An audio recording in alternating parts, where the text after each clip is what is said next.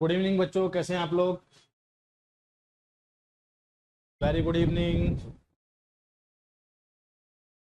Good evening Mahesh, very good evening. Good evening Ravi. अबे good evening.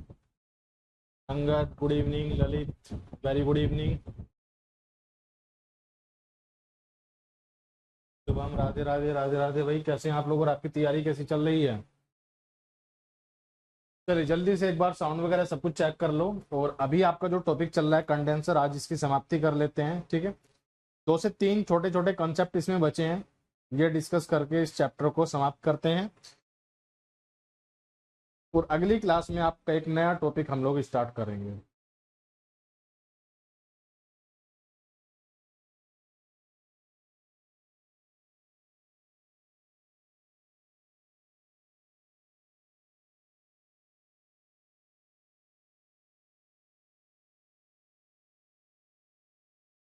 चलिए sound वगैरह मेरी तरफ से सब कुछ बिल्कुल ओके है।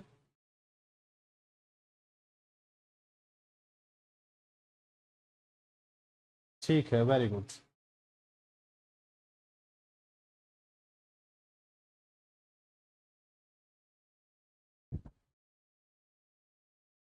Very good evening Kavindra.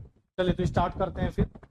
अच्छा, लास्ट क्लास में हम कंडेंसर पढ़ रहे थे, ठीक है। कंडेंसर का जो बेसिक है मैं सारा आपको बता चुका हूँ, ठीक है। ये सारा डिस्कशन हम लोग ऑलरेडी कर चुके हैं। कंडेंसर कितने प्रकार के होते हैं, एयर कूल्ड कंडेंसर क्या है, वाटर कूल्ड कंडेंसर क्या है, इवेपोरेटेड टाइप कंडेंसर, ठीक है। तो इसमें हम एयर कूल्ड कंडेंसर की बात कर चुके हैं, साथ ही साथ वाटर कूल्ड कंडेंसर के जो अलग अलग टाइप है वो भी हम लोग देख चुके हैं कि ये कौन कौन से टाइप होते हैं। अगर वाटर कूल्ड कंडेंसर की हम बात करते हैं तो इसमें आपका shell and tube, shell and coil and double pipe condenser होता है, ठीक है। इनमें बेसिक डिफरेंस क्या है ये आप बिल्कुल जान चुके हो अच्छे से।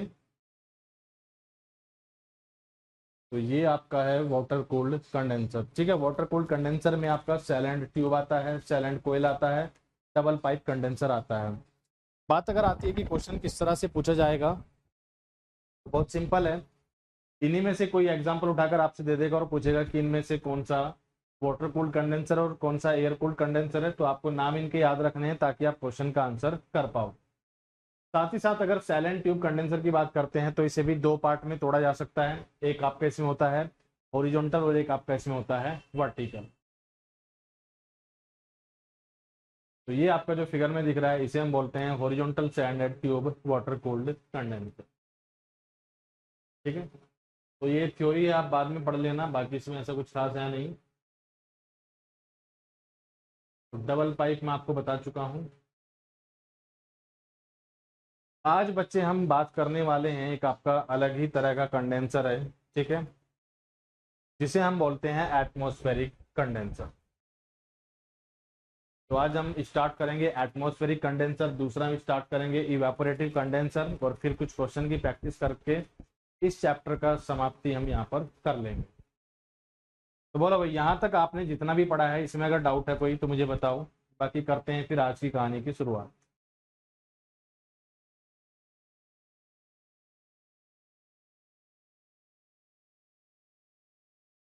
चलिए ध्यान से समझना, क्योंकि इस कंडेंसर में समझने के लिए काफी कुछ है। इससे पहले कि कंडेंसर सिंपल आसान थे, जो ट्यूब्स लगी होती हैं, ट्यूब्स के कांटेक्ट में अगर एयर है तो मैंने आपको बताया था ये आपका एयर कूल्ड कंडेंसर होगा सिंपली, ठीक है। और एयर कूल्ड कंडेंसर में भी आपकी 2 केस बन जाते हैं, एक आपका नेचुरल कन्वेक्शन के थ्रू और एक आपका फोर्स कन्वेक्शन के थ्रू। नेचुरल और फोर्स कन्वेक्शन में क्या डिफरेंस है इसकी बात भी हम बिल्कुल कर चुके हैं। नेचुरल कन्वेक्शन यानी कि जहां पर फैन या ब्लोअर का इस्तेमाल नहीं किया जाता है, फोर्स कन्वेक्शन जहां पर फैन और ब्लोअर का इस्तेमाल हम करते हैं। फिर इसके बाद वाटर कूल्ड कंडेंसर की अगर हम बात करें तो जहां पर ट्यूब्स के कॉन्टैक्ट में पानी होता है इसे कहा जाता है वाटर कूल्ड कंडेंसर। कौन कौन से हैं? सैलेंट ट्यूब है, सैलेंट ट्यूब में फर्दर आपका हॉरिजॉन्टल एंड वर्टिकल, सैलेंट कॉइल और आपका डबल पाइप कंडेंसर होता है। चलिए तो नेक्स्ट हम बात करने वाले हैं एटमॉस्फेरिक कंडेंसर की। तो पहले एक बार इसकी कंस्ट्रक्शन देख लेते हैं कि ये किस तरह से बना हुआ है, और फिर देखेंगे कि इसकी वर्किंग यानी कि प्रोसेस किस तरह से होती है। तो फिगर में आपको जो दिख रहा है इसे हम बोलते हैं एटमॉस्फेरिक कंडेंसर।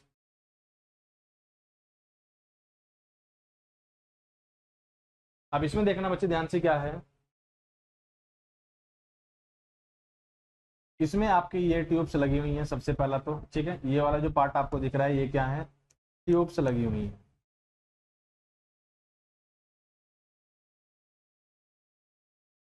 ट्यूब्स के अंदर जो आएगा यहाँ पर आपका आता है रेफ्रिजरेंट,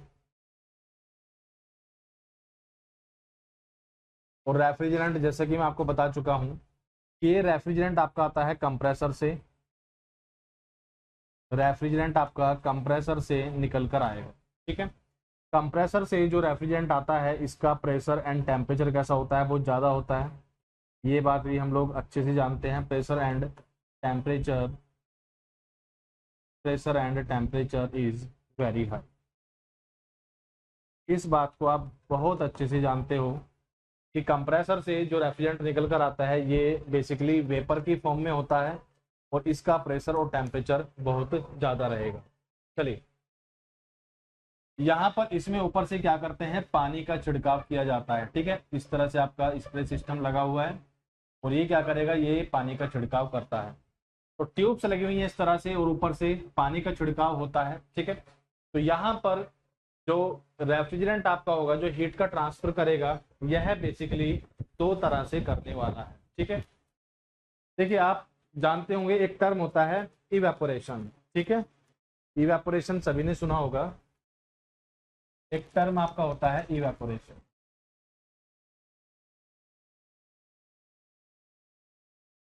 तो बच्चे यहाँ पर क्या होगा, जब वेपर रेफ्रिजरेंट की वेपर इन ट्यूब्स में फ्लो कर रही होगी, ठीक है, तो ट्यूब कैसी हो जाएंगी, गर्म हो जाएंगी। बहुत आसान सा कॉन्सेप्ट है, ठीक है। जैसे ही वेपर इन ट्यूब्स के अंदर आएगा तो ये ट्यूब्स कैसी हो जाती हैं, गर्म हो जाती हैं, ठीक है। अब इन गर्म ट्यूब्स के ऊपर से जैसे ही हम पानी का छिड़काव करते हैं तो यहाँ पर उष्मा का जो ट्रांसफर होता है, यहाँ पर जो हीट का ट्रांसफर होता है वो बेसिकली दो तरह से होगा, ठीक है। ये ट्यूब्स हैं, मैंने यहाँ पर अलग से ट्यूब्स बनाकर आपको दिखाई, ठीक है। और इस ट्यूब्स के अंदर क्या है, इस ट्यूब्स के अंदर रेफ्रिजरेंट फ्लो कर रहा है, इस ट्यूब्स के अंदर क्या है, रेफ्रिजरेंट फ्लो कर रहा है जो कि बहुत ज़्यादा गर्म है। तो इसी वजह से जो ट्यूब्स हैं ये भी कैसी हो जाती हैं, गर्म हो जाएंगी। ट्यूब्स भी आपकी गर्म हो जाएगी, ये ट्यूब्स जो लगी हुई हैं ये भी कैसी हो जाती हैं, गर्म हो जाती हैं। और जैसे ही इसके ऊपर हम पानी का छिड़काव करते हैं, जैसे ही इसके ऊपर पानी गिरेगा, जैसे ही इन ट्यूब्स के ऊपर पानी गिरेगा तो यहाँ पर बेसिकली दो तरह से हीट का ट्रांसफर होने वाला है। क्या कोई बच्चा मुझे बताएगा कि ये दो तरीके से हीट का ट्रांसफर किस तरह से हो सकता है? क्या कोई मुझे बताएगा कि आप इस कॉन्सेप्ट को पकड़ सकते हो या नहीं, कि दो तरीके से यहाँ पर हीट का ट्रांसफर किस तरह से हो सकता है?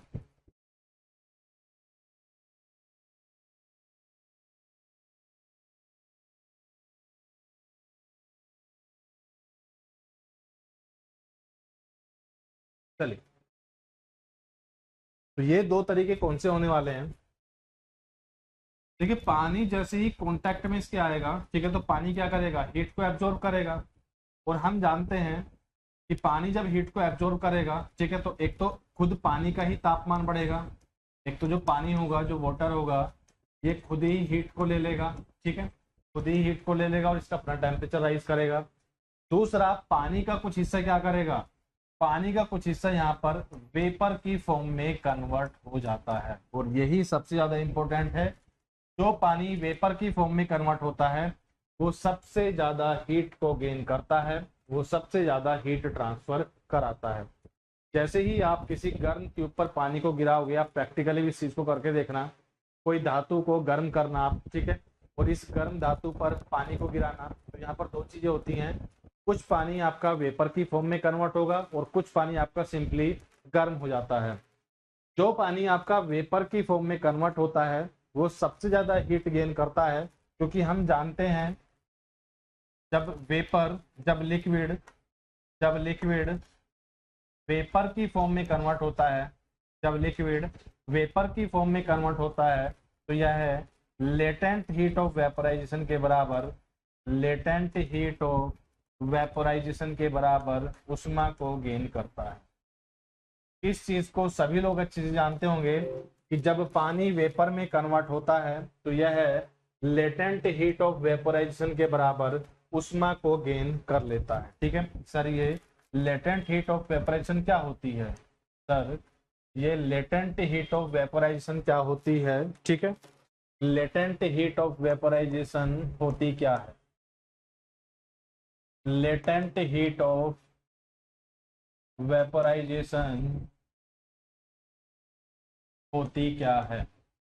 लेटेंट हीट ऑफ वेपराइजेशन को हिंदी में कहा जाता है वाष्पन की गुप्त ऊष्मा। वाष्पन की गुप्त ऊष्मा।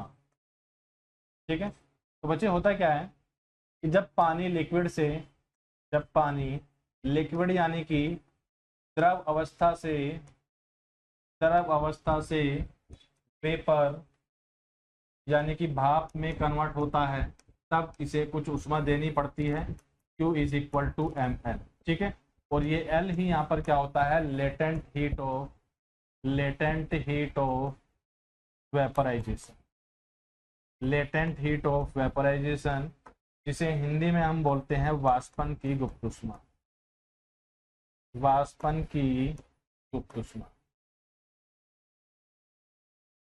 जब पानी आपका लिक्विड यानी कि द्रव अवस्था से वेपर में बदलता है, ठीक है, यानी कि इसकी अवस्था में परिवर्तन होता है, जब इसकी अवस्था में परिवर्तन होता है, तो यह है Q is equal to ml। इतनी हीट इसे हमें देनी पड़ती है।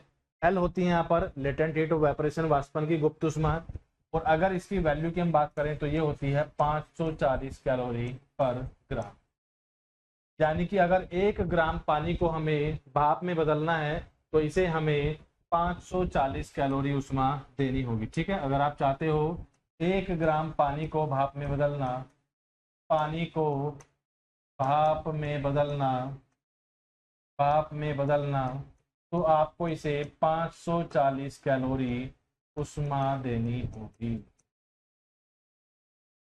540 कैलोरी ऊष्मा देनी होगी। अगर आप चाहते हो 1 ग्राम पानी को भाप में बदलना तो आपको इसे 540 कैलोरी ऊष्मा देनी होगी। इसी तरह से जब इन गर्म ट्यूब्स पर पानी गिरेगा तो कुछ पानी सिंपली गर्म हो जाएगा और कुछ पानी आपका भाप में बदल जाता है, और पानी जब भाप में बदलता है तो यह है 540 कैलोरी ऊष्मा लेगा। तो इस केस में क्या होगा कि यहाँ से ऊष्मा निकल कर जाएगी, कुछ तो पानी को गर्म करने के लिए और कुछ पानी की अवस्था के परिवर्तन के लिए।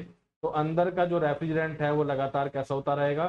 ठंडा होता रहेगा, क्योंकि रेफ्रिजरेंट से जो कि वेपर की फॉर्म में है, ठीक है, इससे ऊष्मा बाहर जा रही है और ये ऊष्मा पानी के पास जा रही है। ठीक है, तो ऊपर से जो रेफ्रिजरेंट एंटर कर आपका कंप्रेसर से निकलने के बाद, जो कि high pressure and high temperature पर था और वेपर फॉर्म में था, ये आपका बाद में आते आते लिक्विड रेफ्रिजरेंट यानी कि द्रव अवस्था में बदल जाता है। ठीक है, चलिए फिर इसके बाद जो पानी है वो सारा गर्म हो जाएगा। ठीक है, इस पानी को यहाँ पर इकट्ठा कर लेते हैं। कलेक्टिंग बेसिन का काम क्या होता है?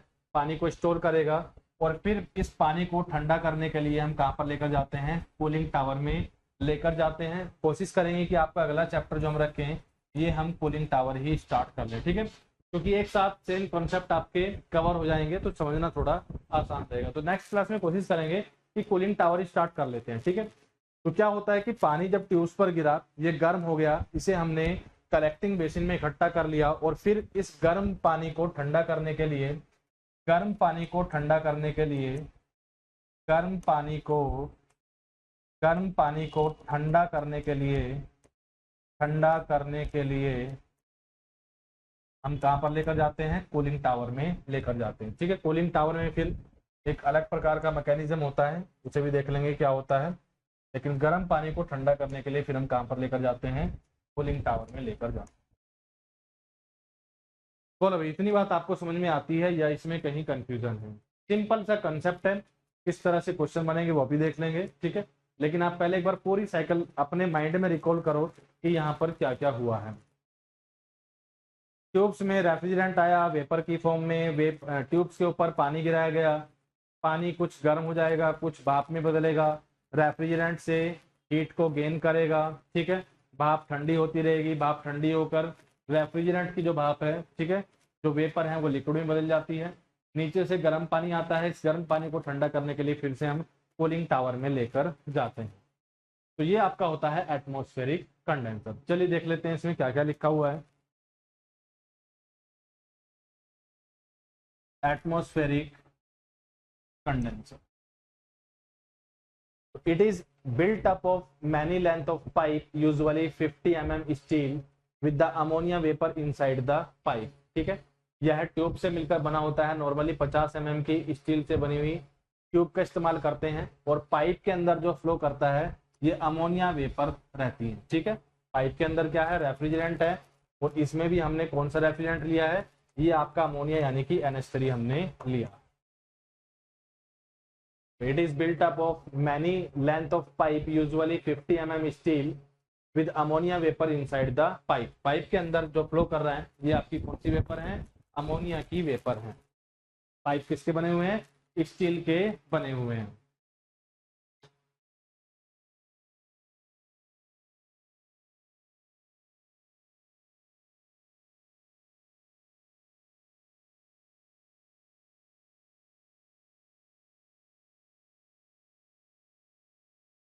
The cooling water is distributed from a supply trough down over the outside of the pipe. ठीक है, ऊपर से हम क्या गिराते हैं, इस पर पानी गिराते हैं. ये ट्यूब्स इस तरह से बनी हुई है और ऊपर से क्या गिरता रहेगा, लगातार पानी गिरता रहेगा. The cooling water is distributed from a supply trough down over the outside of the pipe. The cooling takes place partly by the, अब ये लाइन काफी इंपॉर्टेंट है क्योंकि यहां से क्वेश्चन आपका बिल्कुल बनने वाला है कि जो कूलिंग हो रही है वह किस किस तरह से हो रही है.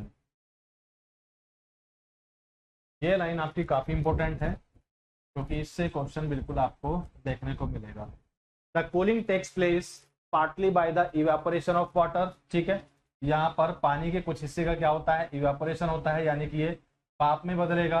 And partly bye warming of water. ठीक है, पानी का कुछ हिस्सा जो पानी गिर रहा है, ठीक है, ये क्या है, पानी जो कि ऊपर से गिर रहा है, इसका कुछ हिस्सा सिंपली गर्म हो जाता है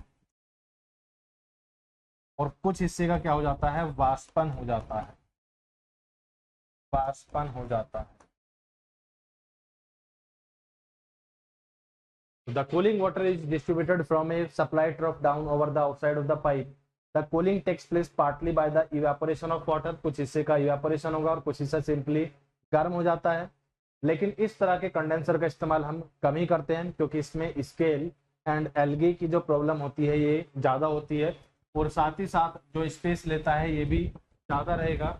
इस तरह के जो कंडेंसर होते हैं इनका इस्तेमाल आमतौर पर कम ही किया जाता है, ज़्यादा इन्हें हम यूज़ नहीं करते हैं. ठीक है, हिंदी में एक बार देख लेते हैं.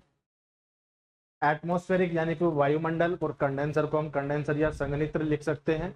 तो वायुमंडलीय कंडेंसर, यह पाइप के अंदर अमोनिया वाष्प के साथ पाइप की कई लंबाई आमतौर पर 50 स्टील से बना है. ठीक है, पाइप के अंदर क्या फ्लो कर रहा है, पाइप के अंदर रेफ्रिजरेंट फ्लो कर रहा है और पाइप जो बने हुए हैं यह स्टील की धातु से बने हुए हैं. ठंडा पानी पाइपों के बाहर एक आपूर्ति द्रोण से वितरित किया जाता है. शीतलन आंशिक रूप से पानी के वाष्पीकरण, और आंशिक रूप से पानी के गर्म होने से होता है. यानी कि वेपर से जो उष्मा निकल कर जाती है, वेपर से जो हीट निकल कर जाती है वो पानी के कुछ हिस्से में यानी कि उसे वेपर में कन्वर्ट करने में और कुछ पानी को गर्म करने में चली जाती है. वायुमंडलीय कंडेंसर का शायद ही कभी उपयोग किया जाता है क्योंकि पैमाने और शैवाल की समस्याएं और दी गई क्षमता के लिए बड़े स्थान की आवश्यकता होती है. ठीक है, अगर आप चाहते हो किसी स्पेस की कूलिंग के लिए इसे यूज करना, ठीक है, तो यहाँ पर आपको बहुत बड़े एरिया की रिक्वायरमेंट होगी जिस वजह से इसे कम ही प्रीफर किया जाता है क्योंकि यह जगह ज़्यादा लेगा. ठीक है, तो इस तरह का कंडेंसर आपका कौन सा होता है, ये आपका होता है वायुमंडलीय कंडेंसर.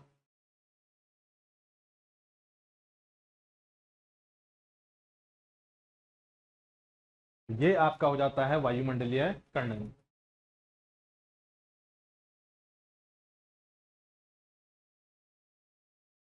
बोलो भाई, इसमें अगर कहीं भी कंफ्यूजन है, ठीक है शुभम, वेरी गुड, बहुत बहुत धन्यवाद. चलिए, इसमें अगर आपका कहीं भी कंफ्यूजन है तो मुझे बताओ, बाकी फिर हम बढ़ते हैं अपने नेक्स्ट कंडेंसर की तरफ.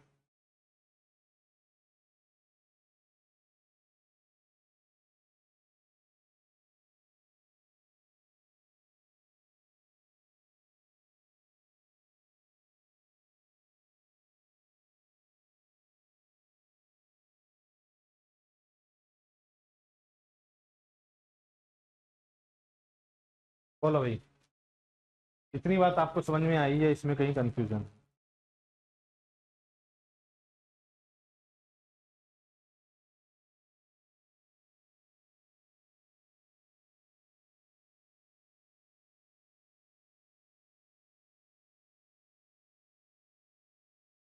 नेक्स्ट आपका कौन सा कंडेंसर है? ये आपका है इवेपोरेटिव कंडेंसर।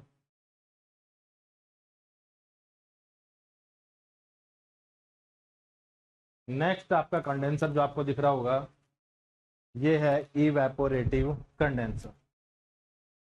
सर देखने में तो दोनों एक जैसे लग रहे हैं, लेकिन अंतर है क्या? एटमॉस्फेरिक कंडेंसर और इवेपोरेटिव कंडेंसर देखने में लगभग एक जैसे लग रहे हैं। अगर हम एटमॉस्फेरिक कंडेंसर की बात करें, एटमॉस्फेरिक कंडेंसर और आपका इवेपोरेटिव कंडेंसर जो है, और आपका इवेपोरेटिव कंडेंसर जो है, ये देखने में एक जैसे लग रहे हैं, लेकिन अंतर है क्या? देखिए, एटमॉस्फेरिक कंडेंसर को जब आप देखोगे उसे ध्यान से, तो उसमें सिर्फ ओनली वाटर यानी कि पानी का इस्तेमाल किया गया है। उसमें जो ट्यूब्स लगी हुई थी, इनके ऊपर जो गिराया गया, ये सिर्फ और सिर्फ पानी गिराया गया। लेकिन इवेपोरेटिव कंडेंसर की आप बात करोगे तो इसमें पानी ऊपर से गिरेगा, ठीक है, पानी ऊपर से गिरेगा, साथ ही साथ इसमें एयर यानी कि हवा का इस्तेमाल भी किया जाता है, जो कि नीचे से सर्कुलेट करती है। तो ये एक छोटा सा डिफरेंस हो जाता है दोनों में, ठीक है। और हवा के सर्कुलेशन की वजह से यहाँ पर जो कूलिंग रेट है वो और ज्यादा इंक्रीज हो जाता है। चलिए देखिएगा ध्यान से अब। तो इसमें भी ट्यूब्स लगी हुई हैं, ये आप देख सकते हो, इस तरह से ये ट्यूब्स लगी हुई हैं। और इन ट्यूब्स के अंदर जो जाएगा, ये जो ट्यूब्स लगी हुई हैं, ये आप क्लियरली देख सकते हो, इस तरह से ये जो ट्यूब्स लगी हुई हैं, इन ट्यूब्स के अंदर जो जाता है, ट्यूब्स में जो जाएगा, ये आपका रेफ्रिजरेंट जाने वाला है।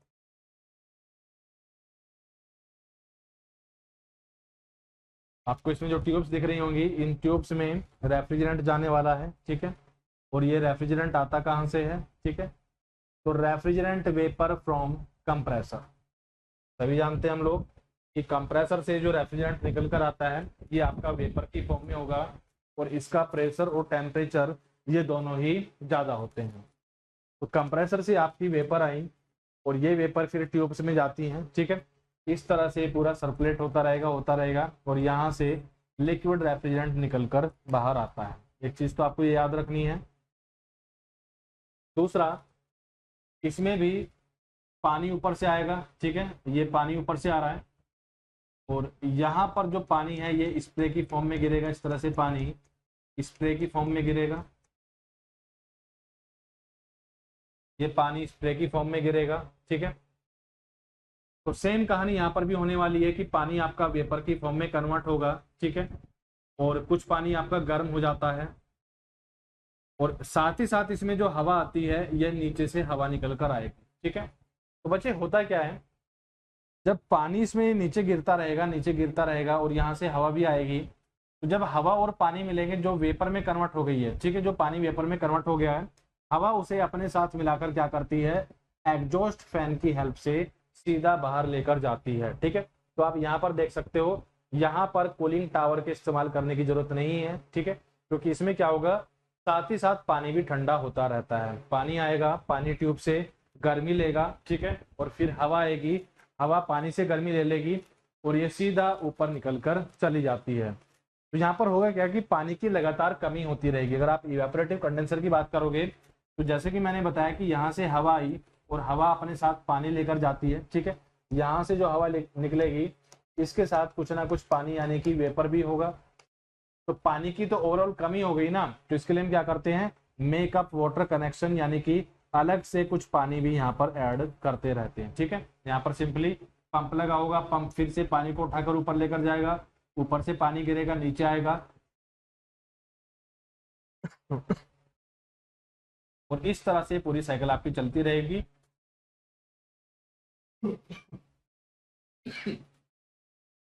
तो जैसे कि कूलिंग टावर में होता है, कि वहां पर पानी को ठंडा करने के लिए अगर एटमॉस्फेरिक कंडेंसर की बात करोगे तो वहां पर हमने अलग से क्या लगाया, कूलिंग टावर लगाया। वहां पर हमने अलग से कूलिंग टावर लगाया, क्योंकि गर्म पानी कहां पर जा रहा है, टू कूलिंग टावर। ठीक है, कूलिंग टावर में गर्म पानी को लेकर जाते हैं ताकि इसे ठंडा कर सके। तो यहाँ पर उस चीज की समस्या का एक हद तक समाधान हो जाता है। ठीक है, क्योंकि हवा अपने साथ भाप को उड़ाकर ले जाती है, जिससे हमें अलग से कूलिंग टावर लगाने की जरूरत नहीं पड़ती है। ठीक है, और जब मैं बच्चे आपको पढ़ा रहा था एयर कूल्ड कंडेंसर, तो मैंने आपको एक चीज बताई थी कि एयर कूल्ड कंडेंसर में हवा के डिस्पोजल में कोई प्रॉब्लम नहीं होती है। यानी कि एसी से गर्मी निकली, हवा ने गेन की और ये हवा चली जाती है अपने आप ही। ठीक है, आपको अलग से हवा को ठंडा करने की जरूरत नहीं पड़ती है। तो ये समस्या कहां पर आती है, जो वाटर कूल्ड कंडेंसर होते हैं उनमें ये समस्या आती है कि पानी ने हीट को ले तो लिया। जब आप बात करोगे वाटर कूल्ड कंडेंसर की, ठीक है, तो पानी हीट को ले तो लेता है, लेकिन पानी को ठंडा करने के लिए फिर हमें यहाँ पर एक अलग अरेंजमेंट की जरूरत पड़ती है, जो कि एयर कूल्ड कंडेंसर में हम लोगों को नहीं पड़ती है। तो इस तरह का कंडेंसर आपका जो होता है इसे हम बोलते हैं इवेपोरेटिव कंडेंसर। चलिए देख लेते हैं इसके अंदर क्या क्या लिखा हुआ है। Evaporative condenser, it is named so because it makes use of the principle of evaporative cooling। ठीक है, यहाँ पर भी क्या होती है, पानी का इवेपोरेशन होगा। भाई सिंपल सी बात है, अगर गर्म चीज पर पानी डालोगे तो पानी का इवेपोरेशन एक हद तक तो होना ही है। ठीक है, आप करके भी देख लो, कोई धातु को गर्म करना और उस पर पानी डालना, तो कुछ पानी गर्म हो जाएगा और कुछ पानी तुरंत वेपर की फॉर्म में कन्वर्ट हो जाता है।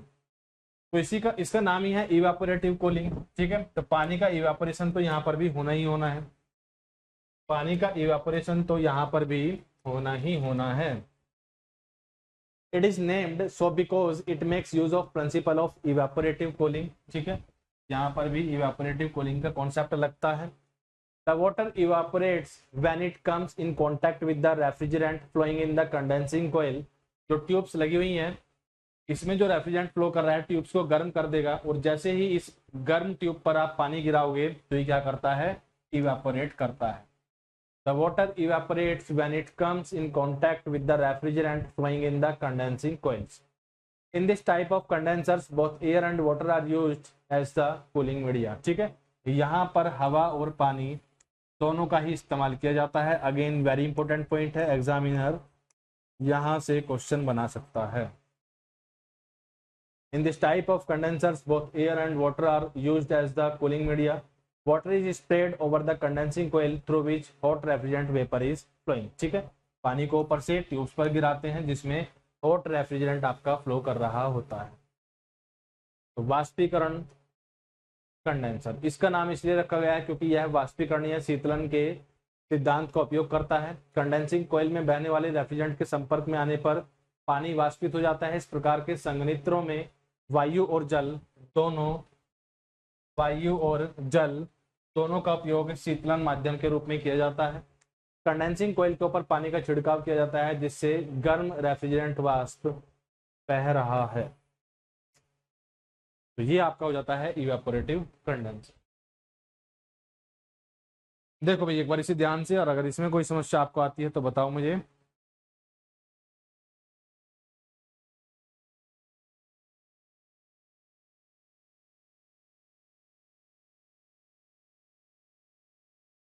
चलिए, तो ये आपका हो जाता है complete.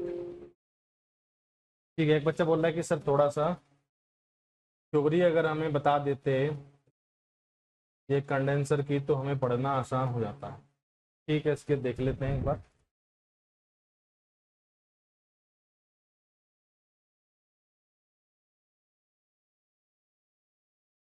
Cell and tube condenser, difference आप समझ ही गए होंगे कि इस तरह की एक सेल होगी और इसके अंदर क्या लगी होती हैं, ट्यूब्स लगी हुई होती हैं। तो दिस टाइप ऑफ कंडेंसर में आइदर भी हॉरिजॉन्टल टाइप और वर्टिकल टाइप। ठीक है, यह जो कंडेंसर आपका होता है यह हॉरिजॉन्टल और वर्टिकल दोनों प्रकार का हो सकता है।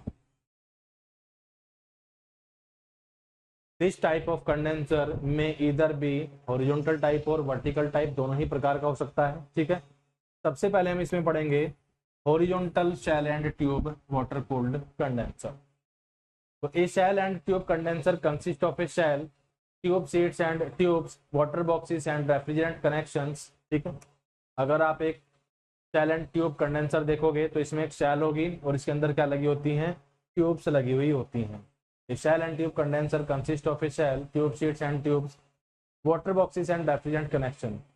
In the smaller sizes, the cell may be standard pipe, but welded cells are used in the larger size. ठीक है, तो किसी पाइप का ही इस्तेमाल हम कर सकते हैं। अगर छोटा सा कंडेंसर हमने बनाना है तो एक बड़े साइज का पाइप लेकर हम उसका इस्तेमाल शेल की तरह कर सकते हैं। ठीक है, लेकिन अगर हम बात करते हैं लार्जर साइज की तो हमें यहाँ पर वेल्ड करके एक बड़ी शेल बनानी पड़ती है। ठीक है, तो जो लार्ज आकार की, जो बड़े आकार की शेल हैं वो वेल्ड करके बनाई जाती हैं। और अगर छोटे की हम बात करेंगे तो कोई एक बड़ा सा पाइप लेकर उसका इस्तेमाल भी हम कर सकते हैं। Tube sheet usually 25 to 30 mm thick are welded to the shell and drilled to receive tubes. ठीक है, तो 25 से 30 mm मोटी सीट लगाई जाती है और इसमें ट्यूब्स को लगा लिया जाता है। सिंपली है, कोई इतना बड़ी चीज है नहीं। ठीक है, सेम कहानी यहाँ पर लिखी हुई है। शेल एंड ट्यूब कंडेंसर इस प्रकार का संघनित्र या तो क्षैतिज प्रकार या लंबवत प्रकार का होता है, या तो ये हॉरिजॉन्टल टाइप होगा या ये आपका वर्टिकल टाइप होने वाला है। Horizontal shell and tube water cooled condenser, shell and tube condenser में शेल, ट्यूब, सीट और ट्यूब। ठीक है, सेम वही कहानी है यार, कोई बहुत बड़ी चीज नहीं है। एक बार आप पढ़ोगे तो कुछ समझ में आ जाएगा। इसी तरह से आपका जब देखोगे, अगर लेटा है तो हॉरिजॉन्टल, खड़ा है तो वर्टिकल, सिंपल सा कॉन्सेप्ट है। फिर आपका shell and coil, shell and coil condensers are usually used on smaller tonnage low pressure units. ठीक है, शेल एंड कोयल कंडेंसर आमतौर पर छोटे टन भार कम दबाव वाली इकाइयों पर उपयोग किया जाता है। ये आपका जो है, वहां पर ट्यूब थी, इसमें कोयल लगी हुई है, सिंपल से इतना सा डिफरेंस है। ठीक है, ये बाहर वाली क्या हो गई, शेल हो गई, और अंदर की बात करोगे तो ये सिंपली आपकी कोयल हो गई। तो ये आपका शेल एंड कोयल हो गया। डबल पाइप मैंने आपको बताया ही था कि अगर एक पाइप के अंदर दूसरा पाइप इस तरह से फंसा हुआ है तो इसे हम बोलते हैं डबल पाइप कंडेंसर। लेकिन एक चीज आपको याद रखनी है कि रेफ्रिजरेंट जो फ्लो करता है और पानी जो फ्लो करता है, ये एक दूसरे के अपोजिट डायरेक्शन में फ्लो करते हैं। ये चीज आपको यहाँ पर याद रखनी है। ठीक है, चलिए, वेरी गुड। तो कुछ बहुत आसान से क्वेश्चन यहाँ से पूछे गए, एक बार वो देख लेते हैं। पहला क्वेश्चन देखो, क्या करना है आपको, यहाँ पर आपको मैचिंग करनी है। एक लिस्ट आपको गिवन है, सूची 1 गिवन है, ये लिस्ट 1 आपको गिवन है और ये लिस्ट 2 आपको गिवन है। लिस्ट 1 में आपको अलग अलग प्रकार के कंडेंसर गिवन है और लिस्ट 2 में आपको इन कंडेंसर में कौन कौन सा कूलिंग मीडियम हम इस्तेमाल करते हैं। ऑप्शन ए आपको गिवन है जल यानी कि वाटर, बी आपको गिवन है एयर एंड वाटर, सी आपको गिवन है यहाँ पर एयर। ऑप्शन ए कहता है ये आपका है फिन टाइप कंडेंसर, बी कहता है शेल एंड ट्यूब कंडेंसर, और सी आपका कहता है इवेपोरेटिव कंडेंसर।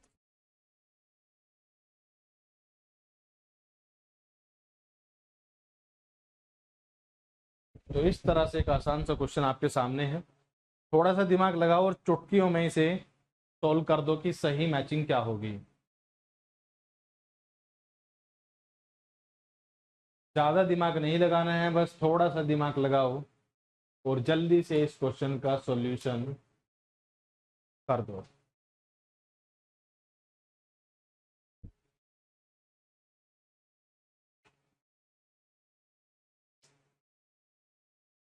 बोलो भाई, क्या आंसर होने वाला है? क्यों भाई शुभम बाबू, सिर्फ हाय हेलो गुड आफ्टरनून या किसी क्वेश्चन का भी जवाब दोगे? क्वेश्चन पूछो और आप लोगों को सांप सूंघ जाता है, ठीक है, एकदम तुरंत गायब, सन्नाटा।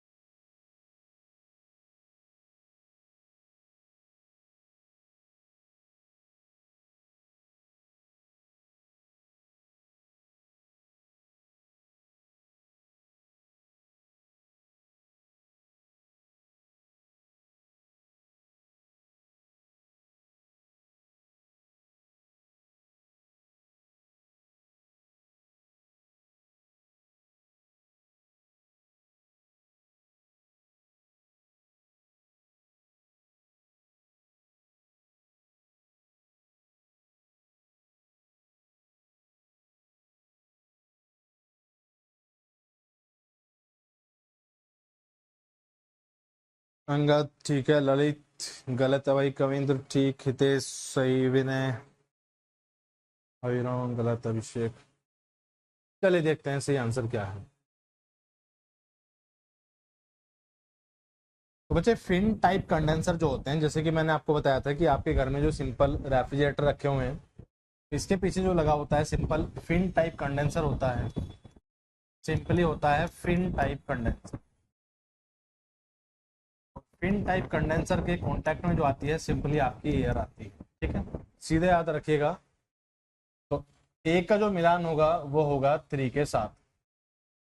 सेल एंड ट्यूब जो कंडेंसर आपके किसके एग्जाम्पल है, ठीक है, सेल एंड ट्यूब की अगर आप बात करोगे तो ये एक वाटर कोल्ड कंडेंसर का एग्जाम्पल है।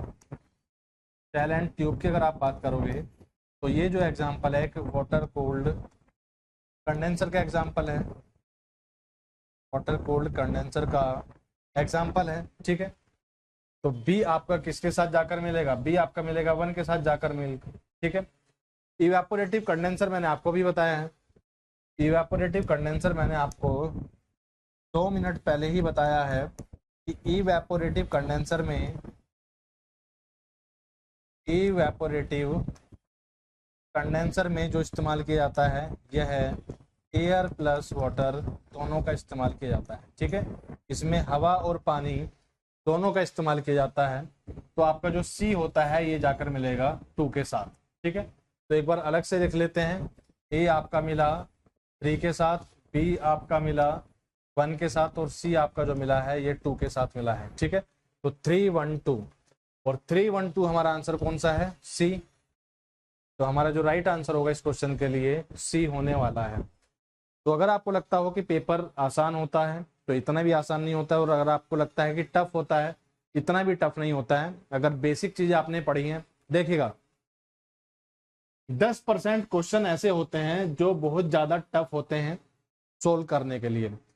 तो आप स्टार्टिंग में उन 10% के पीछे ना भागें, जो बेसिक है बेसिक अपना स्ट्रॉन्ग कर लें, ठीक है। जो आसान क्वेश्चन है, आसान क्वेश्चन अगर आप कर ले जाते हैं तो वो आपका एक प्लस पॉइंट रहेगा, ठीक है। आसान क्वेश्चन आपका गलत नहीं होना चाहिए। देखने में क्वेश्चन आपको ऐसा लगा होगा कि जाने क्या है, लेकिन क्वेश्चन देखो कितना आसान है, सिंपल हमने जो थ्योरी पढ़ी है उससे इस क्वेश्चन का हमारा सॉल्यूशन हो जाता है। चलिए बढ़ते हैं नेक्स्ट क्वेश्चन की तरफ। तो क्वेश्चन में आपको एक shell and tube heat exchanger दिखाया गया है, ठीक है, और इसमें एक पार्ट पर एक्स लिखा गया है इस तरह से, या ये जो लिखा हुआ है इसे मैं एक्स कह दूं, या इसे मैं एक्स कह दूं, या इसे मैं एक्स कह दूं, ये सभी चीजें एक ही हैं। और आपको जो दिख रहा है इस फिगर में ये आपका है shell and tube heat exchanger.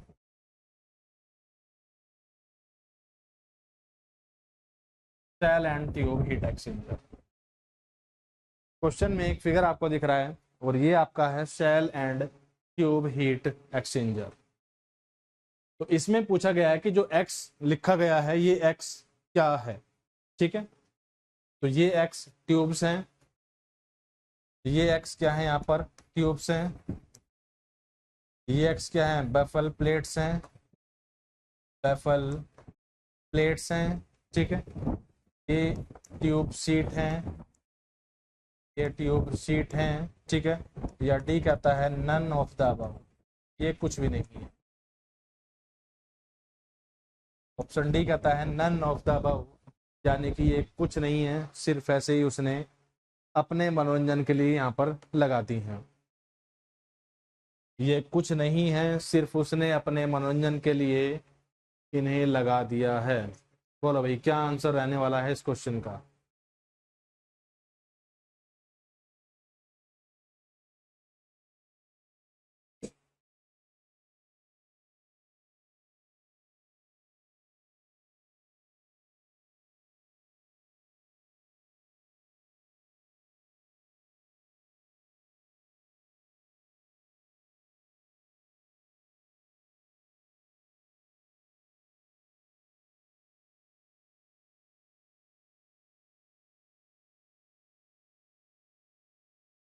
चलिए देखिए, ये ना तो ट्यूब्स हैं और ना ही ये ट्यूब सीट है, ये हैं आपकी baffle plates. Baffle plates basically लगाई क्यों जाती हैं, ठीक है, एक बार मैं इस चीज को बिल्कुल अलग से कर देता हूँ। ये जो आपको दिख रहा है इस तरह से, ये जो आपको दिख रही होंगी, इन्हें ही बोला जाता है बफल प्लेट्स।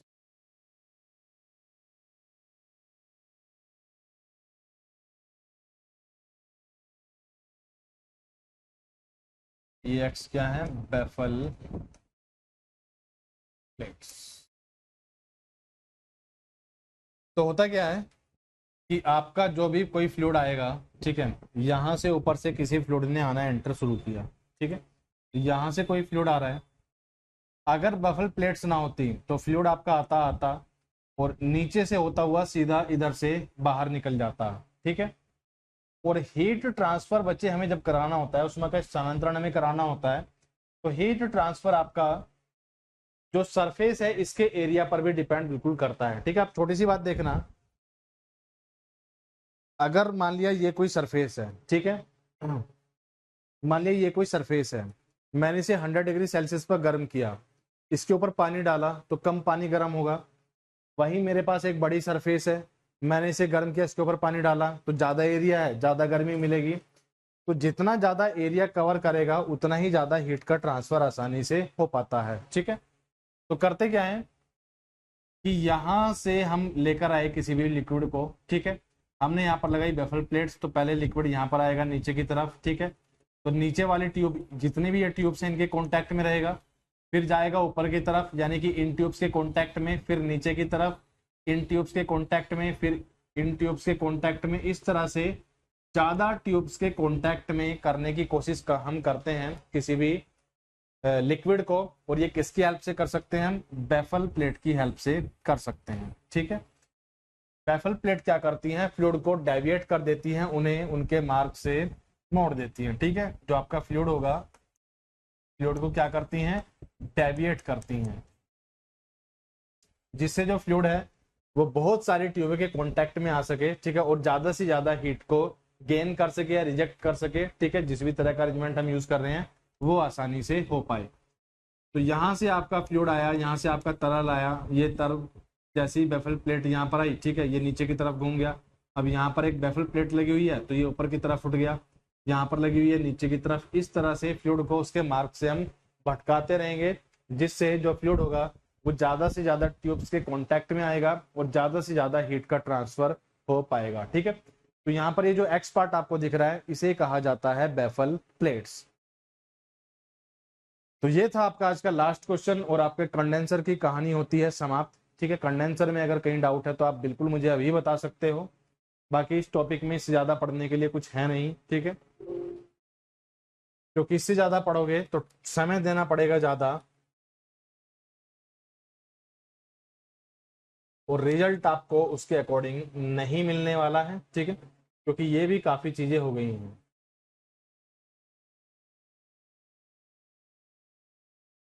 चलिए,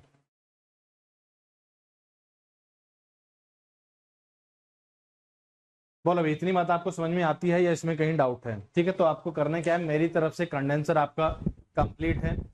अब आपको क्या करना है, ठीक है, आपको नोट्स मिल जाएंगे। नोट्स कितने टॉपिक के एक बार मिले हैं मुझे बता देना, ठीक है, बाकी मैं एक बार चेक कर लूंगा। लेकिन किसी अगर टॉपिक के नोट्स छोटे हुए हैं, ठीक है, तो मैं उसे जल्दी ही अपलोड करा दूंगा। और अगर आपको लगता है कि कोई टॉपिक ऐसा है जिसके नोट्स नहीं डले हैं तो वो भी मुझे बता देना। तो आपका इसमें स्प्लिट एसी डला हुआ है, साइकोमेटिक्स डला हुआ है, window AC, domestic refrigerator, basic refrigeration, refrigerant 1 2 3 4 5 और शायद 6। ठीक है, तो मुझे जो लगता है आपके इसमें कंप्रेसर के नोट्स नहीं है और एक आपके कंडेंसर के नोट्स नहीं होंगे। कंप्रेसर के नोट्स नहीं हैं, ठीक है। कार एसी के नोट्स नहीं है, आपका स्प्लिट एसी तक डला हुआ है। तो कार एसी, कंप्रेसर के नोट्स डलवाने हैं। और आपकी 3 से 4 क्लास जो कंडेंसर की हुई है, ये टॉपिक के नेम चेंज कराने हैं, ठीक है। और ये नोट्स आपके अपलोड कराने हैं, तो जल्दी ये काम आपका हो जाएगा। ठीक है Archit, very good. Hitesh full clear, बहुत अच्छे।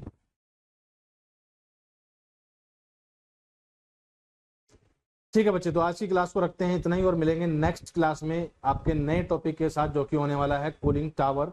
और कोशिश करेंगे कि कूलिंग टावर आपका कल की ही क्लास में समाप्त हो जाए, क्योंकि बहुत बड़ा टॉपिक नहीं है, एक छोटा सा टॉपिक है। तो कोशिश पूरी यही रहेगी कि कल में कूलिंग टावर आपका कंप्लीट कर दें। चलिए बच्चे, तो आज के लिए रखते हैं इतना ही, मिलेंगे अगली क्लास में सेम टाइम पर। ठीक है फिर।